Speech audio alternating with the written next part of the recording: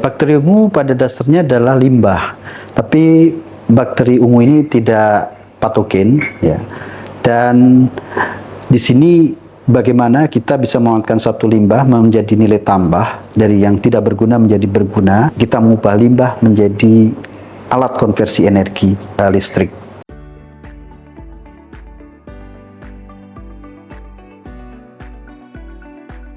Badan Riset dan Inovasi Nasional mengembangkan teknologi sel surya biofotovoltaik berbasis protein fotosintesis dari bakteri ungu.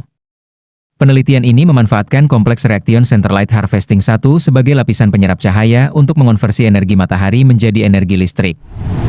Riset ini adalah pengembangan sel surya inovatif berbasis material biofotosintesis dari bakteri ungu, khususnya adalah reaction center LH1 yang kita kombinasikan dengan katoda dan anoda. Dalam hal ini kita menggunakan ITO, zinc oxide dan C60 sebagai collecting electron dan molybdenum oxide dan silver sebagai collecting hole, dan material reaction center dari bakteri ungu sebagai absorber layer untuk menghasilkan atau mengenerate pemisahan elektron. Perangkat biofotovoltaik yang dikembangkan berhasil menghasilkan nilai open circuit voltage yang sangat tinggi untuk kategori biofotovoltaik padat. Ini riset memang menurut pengetahuan kami adalah masih menjadi rekor dalam di bidang sel surya khususnya biofotovoltaik padat, yaitu kita menghasilkan open circuit voltage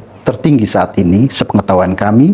Dan tentu ada hal yang harus dikembangkan, yaitu bagaimana kita mengimprove arus menjadi lebih tinggi sehingga kita menghasilkan efisiensi sel surya secara keseluruhan yang lebih besar. Teknologi ini dinilai lebih berkelanjutan karena menggunakan material hijau, diproses pada suhu rendah, serta memanfaatkan sumber daya alam yang melimpah. Ya, ini adalah sel surya generasi ketiga, di mana sel surya generasi ketiga sebagai salah satunya adalah emerging photovoltaic dan salah satunya ada biosolar cell.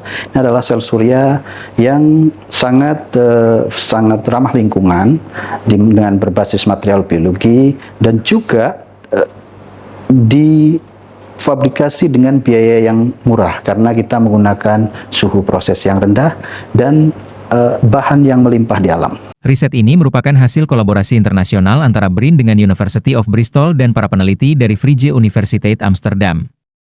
Kolaborasi tersebut bertujuan mengembangkan desain sel surya inovatif yang dapat mendukung transisi menuju energi bersih dan berkelanjutan di masa depan.